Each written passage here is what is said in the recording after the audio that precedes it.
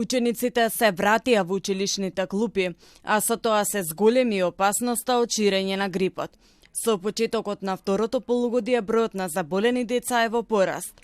На клиниката за респираторни заболувања кај децата Козле дневно се прегледуваат и над 100 деца, од кои околу 70 се задржани на болничко лекување, а 10 од нив се на кислородна поддршка. Сепак, здравствените власти донеса одлука учениците да се вратат во училишните клупи навремено. Таа одлука ја поддржи министерката за образование Весна Јаневска, која смета дека училиштето не е единственото место каде што се пренесува грипот.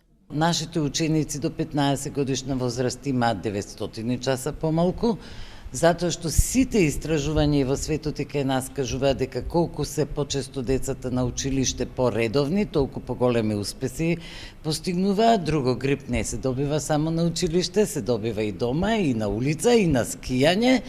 Од детската клиника Козле пак очекуваат зголемен број прегледи, сега откако учениците се вратија на настава. Директорката Бошковска апелира учениците со симптоми на грип да не посетуваат настава, со цел да се спречи ширењето на вирусот. Да не одат на настава оние кои кашлаат и киваат и без да имаат покачена температура, затоа што и неколку дена пред развој на симптомите децата се заразни. Инкубацијата е кратка, доколку едно дете било во контакт со други деца, се очекува во наредните неколку денови и тоа да заболи од грип. Препорачувам и во училиштата да има подобра хигиена, бидејќи вирусот се задржува на површините.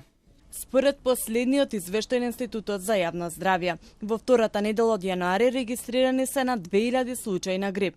Минатата недела починаа двајца пациенти, 75 годишна жена и 69 годишен маж. Двајцата невакцинирани и со повеќе хронични заболувања.